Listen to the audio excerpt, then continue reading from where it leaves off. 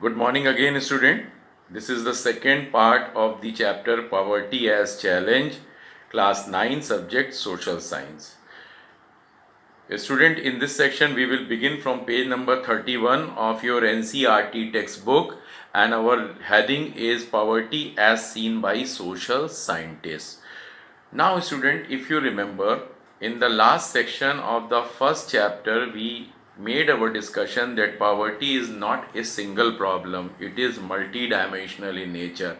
At that time, I told you that multidimensional in nature means that because of poverty, we face various other problems.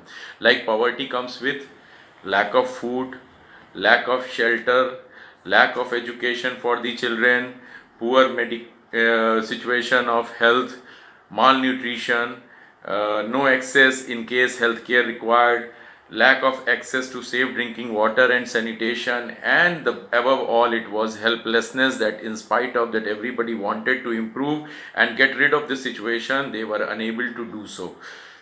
That is multidimensional in nature. Now, in this section, poverty as seen by social scientists, we will try to understand that how social scientists want to set up and want to make certain indicators that can indicate that this is the system, or this is the symptoms of, sorry, it is the symptoms of existing poverty.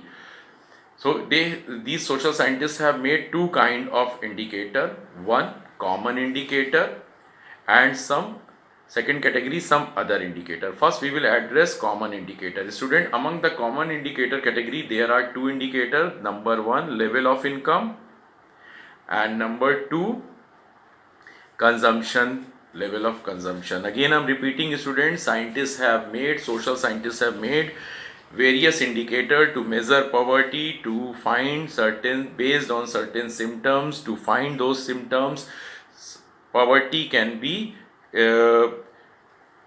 considered with certain indicator. Number one indicator is common indicator, number two indicator is other indicator. Among the among the first category, that is common indicator, there are two indicator, level of income and level of consumption. Now the moment, student, we used to say that level of income and level of consumption are two things, immediately question comes in the mind that why it is two different things.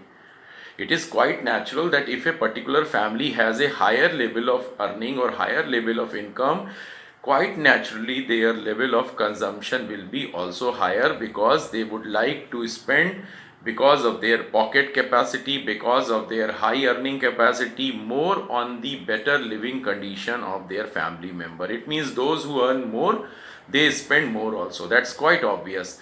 But no, student, this is not the obvious case.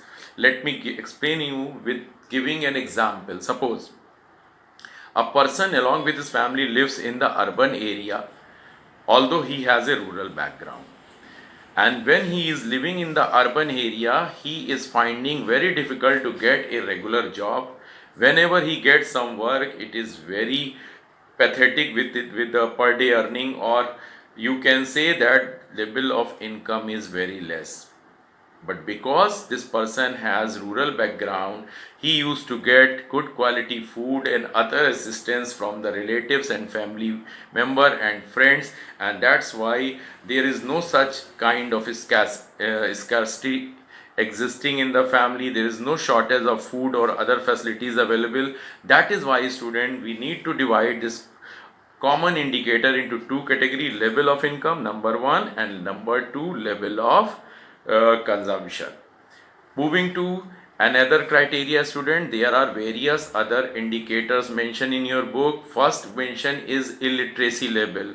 One indicator of poverty is illiteracy level. You can understand the family which is not earning good enough, how it can afford to have good level of education or literacy for their children. There are lack of general resistance against the malnutrition condition. You will not find that the body who in the family, the people will have a body with good immune system. That's why they are likely to remain at the most danger of falling sick. Reason we have discussed, because they are not getting quality food. So malnutrition is a situation. Because of malnutrition, their immune is weak, and because of immune system they can easily fall victim to any disease or any medical related issues. Now another issue is lack of access to health care. These people cannot go to good quality hospitals, or can attain or can avail the very good quality medical facilities in the situation like a poor person or better off person in the society can. Fourth is about lack of job opportunity, or fifth is about what is mentioned in your book is lack of sanitation or poor access to sanitation and safe drinking water. These are the conditions that you can say other indicators other than common indicator, what are level of income and level of consumption.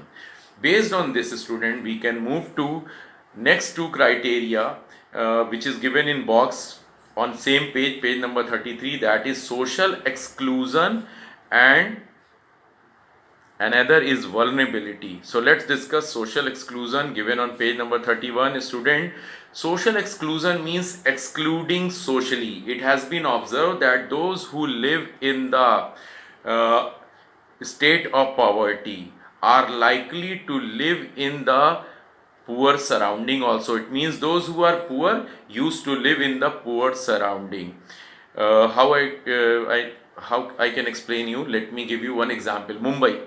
It is known our economic capital of your country. You know that being economic capital, it is likely to happen that most of the rich section of society used to live in Mumbai city. People from Bollywood, people from industrial group, all live in the city of Mumbai.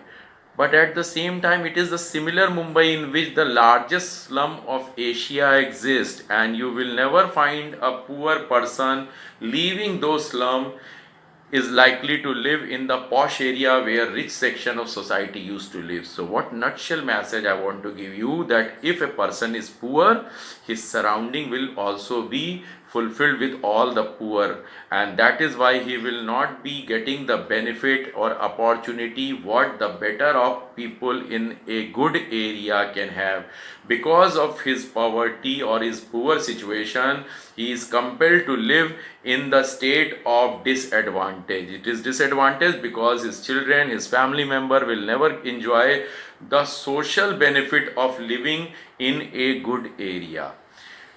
Now another issue is that social exclusion can be said now as a cause of poverty. Why social exclusion is existing for these people? Because they are poor, and this is also the consequences, and because of this social exclusion, these people are likely to remain poor. So you can say social exclusion is causes as well as consequences. Let me again explain this point. Social exclusion is causes. Why? Because of the poverty, these people are excluded socially and denied the advantage and benefits and opportunities of the better section of the society. And if they are excluded, they are likely to remain poor. That's the consequences of social exclusion. This is why I said, and your textbook has mentioned, that it is the causes as well as consequences. Moving to next point, which is again unfortunate. It has been observed that people of a particular caste, you say that people from the backward caste or people from the scheduled caste and scheduled tribes are likely to be more denied this advantage and opportunities and benefit. All advantages, opportunity and benefits among the larger section of these castes are denied. Reason? Because larger people of these communities are poor. They are not having access to good surrounding of better of people in the society. This is our another area of concern. Student, in the social exclusion section we have completed. Now moving to another section, that is called vulnerability. This is a new word for you, student. And before we understand what is vulnerability, we must understand who is said to be vulnerable. So let me define it. A person is said to be vulnerable if he is weak or without protection. A person who is weak, repeating again, student, for you, a person who is weak and without protection can be said vulnerable. So vulnerable is to measure a poverty. Vulnerable is to measure poverty. You can say it is higher chances or greater probability of someone remaining poor and someone remaining without protection. So you can say, first let me explain the word probability. Student, you will study this chapter in mathematics subject. Probability is all about finding the chances of happening of any incidents. In your mathematics, you will find this as an interesting chapter where you will try to calculate the happening of any incidents mathematically. But here in our this subject, social science, probability is all about chances of person remaining without protection and remaining weak, and to measure this we call it vulnerability. So vulnerability, your book has mentioned, to poverty is the higher chances or higher probability of remaining weak and without protection. I hope I made the point clear. Even in case you are not getting, do discuss with your teacher, ask them what is vulnerability. But nutshell message again, I'm repeating, vulnerability simply means that it is the higher chances or higher probability of someone remaining weak in the society or remaining without protection in the society. You can say that certain communities like scheduled castes, scheduled tribes, other backward classes, those over the years has remained economically weak, are likely to remain without protection against all the adversities in the life and in the society. Second, among the individual you can find certain groups also. You can say physically handicaps are most vulnerable.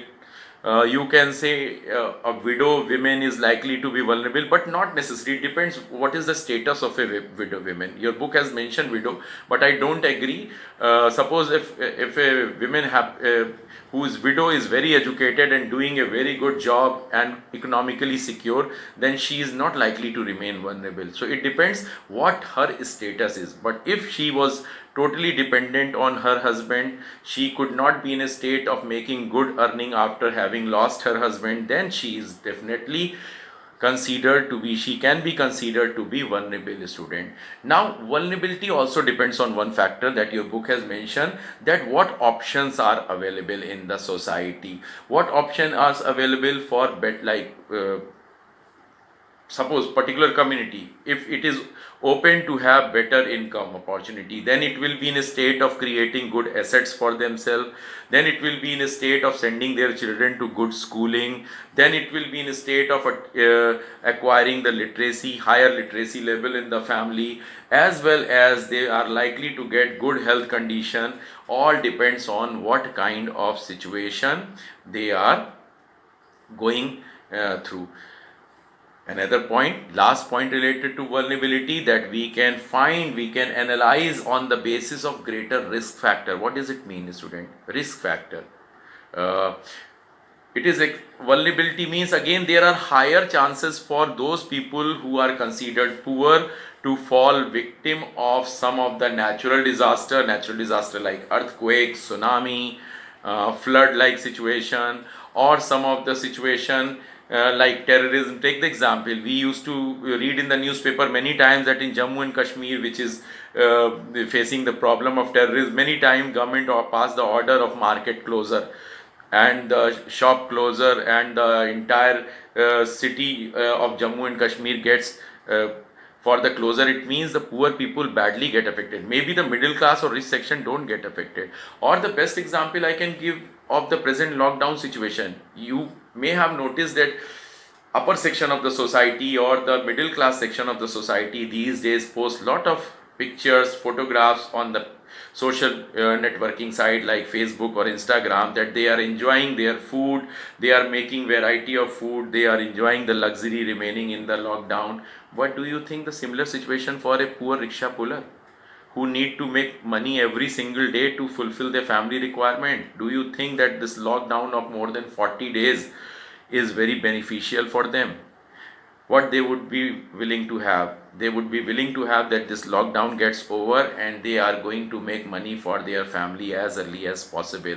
So your book is wanting to say that in case if such situation like natural calamities, earthquake, flood, tsunami, or problem like terrorism, or problem like this COVID-19 virus like situation do take place, it is the weaker section or poor section of society who is at the higher risk because of their remaining weak and remaining without protected. Yes, that's vulnerability means, because these section of society, that is why we are finding chances of happening something, that's why we are finding happening of something uh, in terms of in the vulnerability is simply measuring the poverty with a higher chances or higher probability or greater probability of someone or a family remaining weak or without protection. That's all, student. Now moving to next heading. In your book on page number 32 we have heading poverty line. Student, if poverty exists in our society, first thing we need to measure. Suppose you go to the doctor and you claim to the doctor that you have fever. First thing what doctor do? It measure your temperature, that to what extent you have fever, whether it is 99 or 100 degree, which is normal, so he need not to give you medicine. But if it is 105 or 106 degree Fahrenheit, then it is really dangerous, so he need to give you some medicine. It means depending on the nature of the problem, depending on the magnitude of the problem, its solution has to be taken. Similarly, if poverty exists in the society, we need to have some mechanism to measure the poverty. And for that, we have made poverty line, which is not something a real line, it is a hypothetical line. Why hypothetical, student? Because it is never fixed, it keeps changing. In the later part of this section we will discuss how it keeps changing. But what is poverty line? You can say it is measured on the basis of again those two criteria what I mentioned in the early part, what are decided by social scientists, that is level of income and level of consumption. You remember in the early part of this video content I said that social scientists have made some common indicator, that is level of income and level of consumption. Same are added over here. Poverty line is measured on these criteria, and then it is said, your book is saying that a person can be said to poor when its consumption level falls below a decent minimum level to fulfill the basic need. There is a level beyond which if we go lower than this, then we can say that there exists that the particular section of society or family or the individual is said to be below poverty line. But this poverty line keeps changing with the change of the place and time. This we will be explaining you. Poverty line changes with time. What it means? Look, changes with the time means, suppose with the time what happens, student, level of our living standard changes. It means certain thing what was considered luxury in the early period now has become necessity. I am giving few examples to help you understand. Suppose 50 years 60 years ago, when country attained independence, India was so poor that having a ceiling fan in the house was considered a luxury. Only rich could afford that. It means if anybody had a ceiling fan, or at that time if anybody had a bicycle, the person could consider to be a better off section of the society. He was definitely not poor. But today's having a ceiling fan is not a luxury, it is just a necessity. Even in a slum house you will find that they have either table fan or a ceiling fan for attaining. So these basic things has been changing. So you can say that with the time poverty line has been uplifted. Now what about with the place? Yes, in different country the parameter of poverty line also keeps changing. Your book has mentioned that in America it is not a big deal to have a car in every family. You may find that every family may have more than one car because every individual has their own car. America is a prosperous society, so their level of attaining a car is not a big deal. But in country India is still, in spite of that country India is growing, you can say that having a car is luxury. Reason is still our more than 85 to 89% of population don't access the car. So You can say that poverty line is not fixed. It keeps changing with the time. As the time changes, people's living standard keeps improving, and with the people's living standard keep improving, the things which were earlier considered necessary now can be considered our which were earlier considered luxury now can be considered our necessity. So poverty line goes upwards. And in another case, with the change of the country, you will find that one product may be considered necessity for the country, like car is a necessity in America, but in our country it is still a luxury. So this is the criteria what determine that these things changes. Now moving to the last section, that what poverty line in India, how to calculate poverty line. So poverty line, before that again certain parameters are to be taken in for measuring, like level of food, level of education, what clothing people have, what footwear they have, what access, what your book has mentioned, fuel and light people have, education and medical requirement, all is to be achieved if certain level of that, you can say minimum level. So you can say that poverty line in India, like in any other country, is measured with the minimum level of food, minimum level of uh, clothing, minimum level of shelter. Means there has to be a, it is not required to be a big bungalow to be living in. It may be a decent house which can protect you from odd weather condition like extreme cold, extreme hot, or extreme rainy season. So if there is a minimum house which can protect you, that is called minimum level. So minimum level of food, what can be provided to you, minimum level of clothing, footwear, housing, medical facilities, etc., that are determined over here. And based on this, student, now interesting fact, how to calculate, we should have some parameter, we should have something. So your book is mentioning that for measuring poverty line, we take the calorie requirement of people, but it gets divided into two sections. Calorie requirement for people in rural area is different from calorie requirement people in urban area.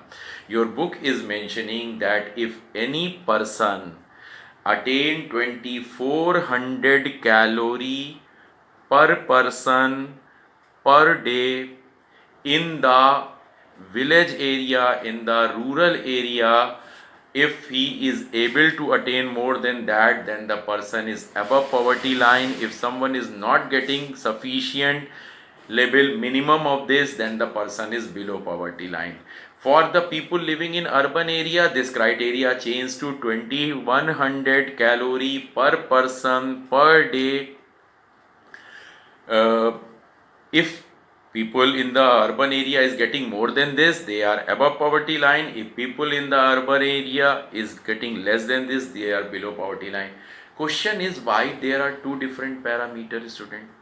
All of us are human being, whether living in village or living in cities.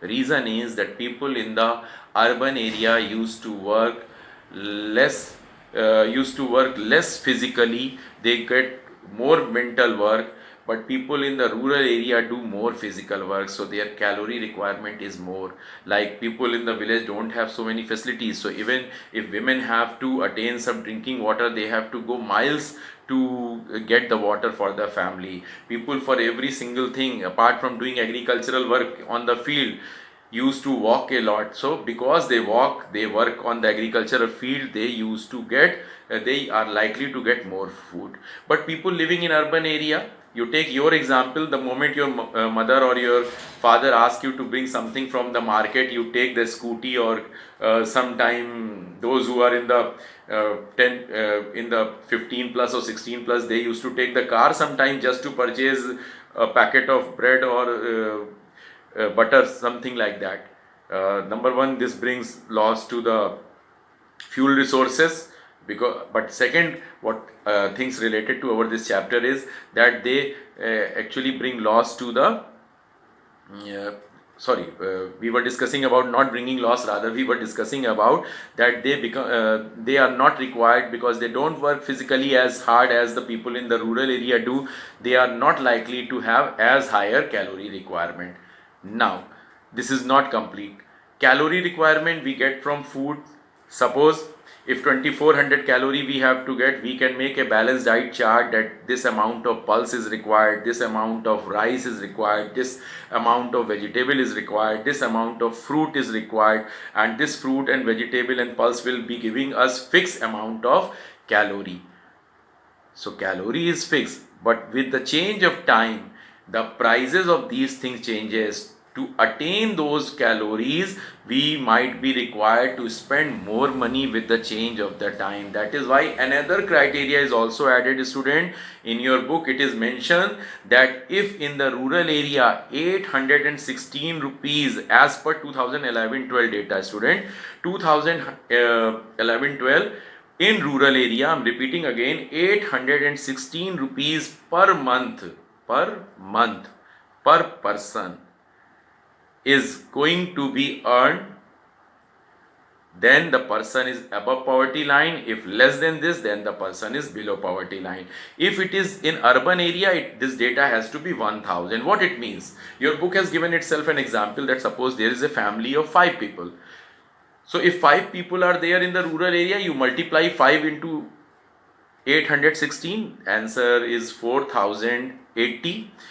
If that family of 5 in rural area is earning more than 4080 rupees per month, then the family is good enough.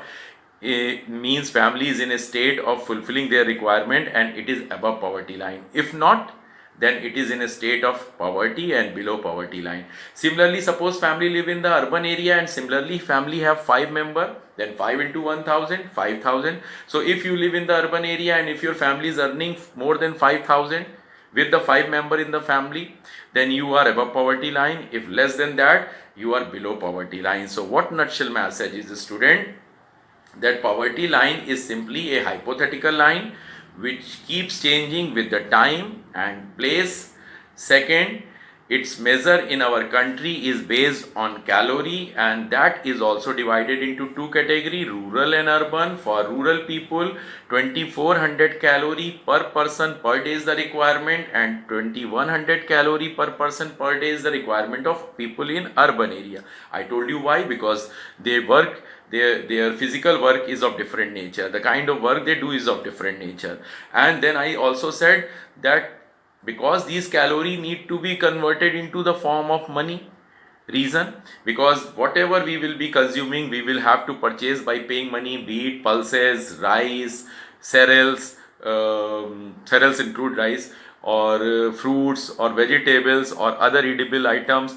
That is why money related criteria is given. In case of money, it is higher for urban and lower for rural, because in rural area things are comparatively, essential items are comparatively cheaper, but in urban area essential items are comparatively costlier. So repeating again, in terms of calorie requirement, in rural area it is higher than the urban area, but in terms of money it is urban area where it is higher than the rural area. That's how, student, I am finishing this video content.